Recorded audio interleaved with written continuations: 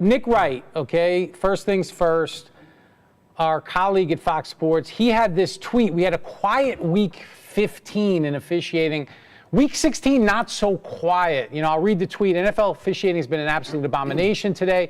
For a good part of the season, the roughing on Clowney was awful, but the PI penalty on the Steelers might have been the single worst call of the year. Pretty strong sentiment there. What do you think, Mike? Well, I think that's a little strong. I mean, he certainly has a point about some things, but Clowney's hit to me is a foul. You can't lower your head and hit the quarterback anywhere on the body.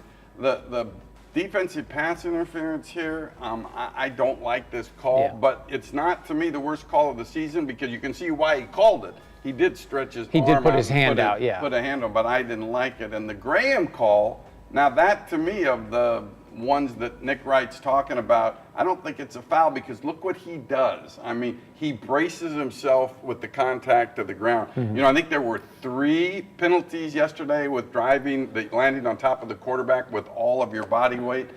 But to me, this is one, it's the effort to control yourself and turn to the side or brace for the contact. And I really did not think it was a foul, but it's been popular to bash officials. Yeah, it's always popular to bash officials, and I think that's always going to be part of in the media. You know, it seems like every year you're going to get that 2 or 3 week stretch where this is the worst officiating we've ever seen and all of that. So it's one thing when the media does it, the fans do it, but I think we're going to get into something a little bit later when it's club personnel, especially club personnel that is not usually vocal about the officiating. Then I think the NFL has to kind of listen to that as well. But again, the Clowney, that was a foul. The Graham, that's not a foul. And I think one of the frustrations I know that we've had is kind of from week to week, we're not sure, you know, the landing, the body weight was an issue early on, then it went away, now it popped back up again, and we're just, again, looking for that consistency, and I think that's what everybody wants. We had this discussion yesterday because we were both in the studio, and I for one, feel that we've gotten too technical in officiating, and we look at fouls that are being called, and we actually ask ourselves the questions, when we used to do this, would you have given a no call, so a downgrade, if it hadn't have been called?